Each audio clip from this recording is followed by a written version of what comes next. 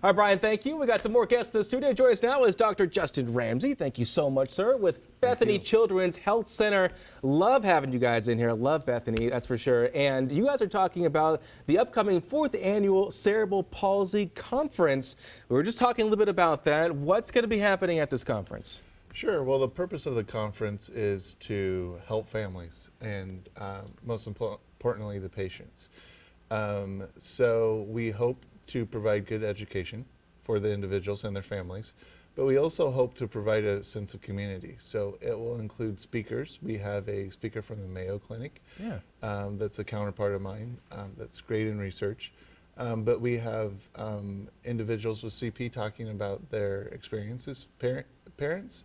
So we hope to provide good education, but most importantly, a sense of community.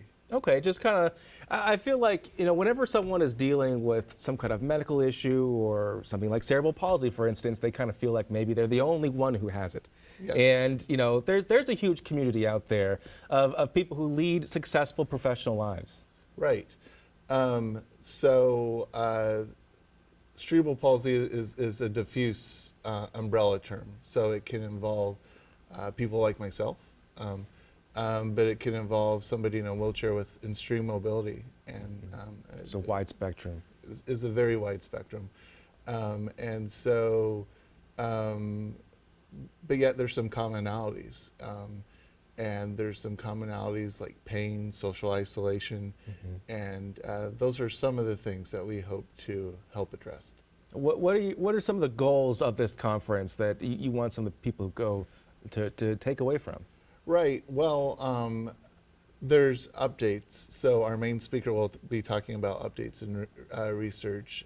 Historically, it's been considered a pediatric condition, and we will talk a lot about that. We'll talk about programs like early diagnosis. We're beginning to diagnose it earlier than we ever have. And one of our neurologists, Dr. Krischel, will talk about that.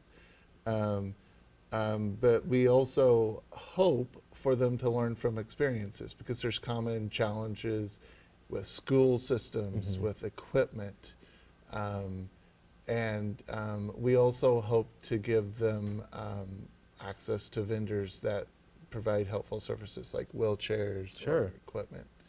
That's fantastic. And does it also include, I guess, maybe like advocating on the state level to try and get more resources in those schools? Well, we certainly would like that. IEPs and 504 plans is something that's come up, and that's essential to the cerebral palsy population, but really to many populations that we treat, such as spina bifida as well.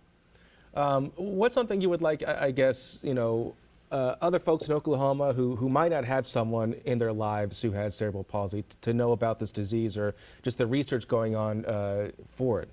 Sure. Well, I think the key with cerebral palsy or other conditions is that they're just people.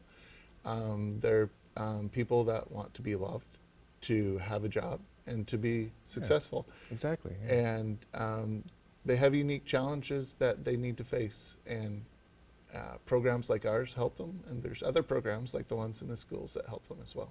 Yeah, fantastic. Thank you so much, sir. I appreciate your time. It's going to be a great event, that's for sure. We had that information on your screen, happening Saturday, March 29th from 8 a.m. to 2 p.m.